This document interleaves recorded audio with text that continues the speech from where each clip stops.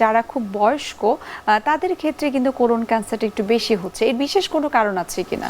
কারণ হচ্ছে যে বয়স যখন হয় তখন তার মেকানিজমগুলো একটু কমতে থাকে, শরীরে যে রোগ প্রতিরোধ মেকানিজম তার সব মেকানিজম ডিটোরিয়েট করে। এই কারণে দেখা যায় যে আমাদের এটার স্ক্রিনিং প্রোগ্রামটা শুরু হয় 50-এর পর।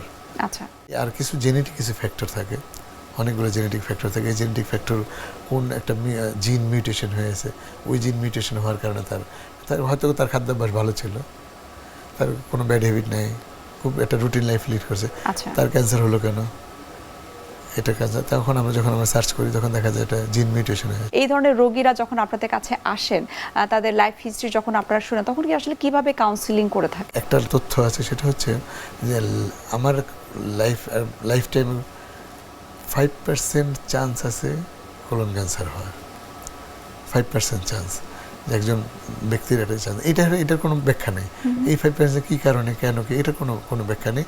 ফলে হচ্ছে আমরা ওই রোগীকে ওইটাই বলতে হয় যে না, যেহেতু ওই যে জিন মিউটেশন, এটা তো তার হাতে না। আচ্ছা, জিন মিউটেশন এটা হয়তো সৃষ্টিকর্তার, এটা হয়তো কোনো একটা খেলতেছে। এটা নিয়ে দেখো যে একটা কাউন্সেলিংয়ের আমরা যখন বসছি যে কাউন্সেলিং করতে, সে কিছু জিনিস মেনে নিচ্ছে, কিছু মেনে নিচ্ছে না। আচ্ছা।